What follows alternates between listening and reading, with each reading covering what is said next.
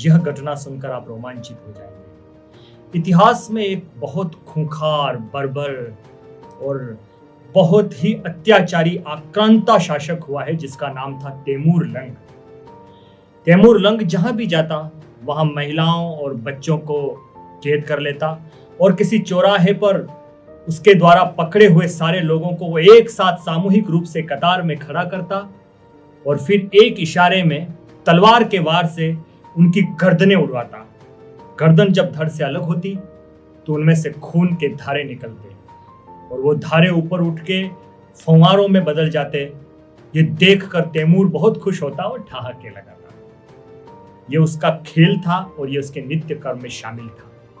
तैमूर जब हिंदुस्तान की तरफ आया तो हिंदुस्तान की सरहद पर भी उसने ऐसा ही कुछ किया। एक चौराहे पर उसने सामूहिक रूप से लोगों को खड़े करके उनकी गर्दनें उतरवा दी और ऊपर उड़ते हुए खून के धारों को देखकर हंस रहा था, अहंकार में डूब रहा था। तभी उसकी नजर थोड़े से दूर खड़े किसी व्यक्ति पर पड़ी। उसने अपने सिपह सालारों से कहा कि ये कौन है जो मुझे लगातार घूर रहा है। तो एक ने उनसे कहा कि हुजूर, ये इस क्षेत्र का कोई कवि या शायर है। तो तैमूर ने कहा, उसे यहां बुलाओ मेरे पास। उस कवि को तैमूर के पास बुलाया गया।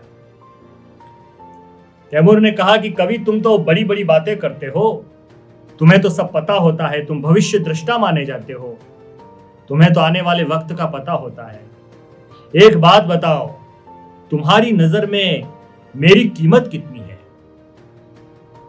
उस कवि ने ऊपर से नीचे तक तैमूर को घूरा।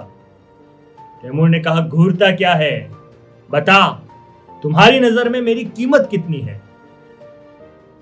उसने कहा कि मेरी नजर में तुम्हारी कीमत है 40 अशर्फियां।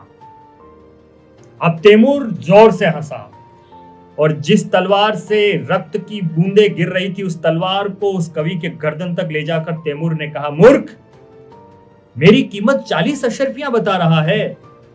अरे ध्यान से देख, 40 अशर्फियों की तो मैंने सिर्फ शेरवानी ही पहन रखी है। अब वो कवि हंसा और उसने कहा कि मैं शेरवानी की ही कीमत बता रहा हूं, वरना तुम जैसे बेगैरत और बेरहम आदमी की कीमत हमारी नजर में 2 कौड़ी की भी नहीं है। जब भी कभी कोई अपने ताकत के अहंकार में इधर उधर घूमेगा, उसे किसी चौराहे पर उसकी कीमत बताने वाला भी कोई मिल जाएगा। मुझे फॉलो कीजिए, समर्थन दीजिए इंस्टाग्राम, यूट्यूब, फेसबुक पर। सादर प्रणाम।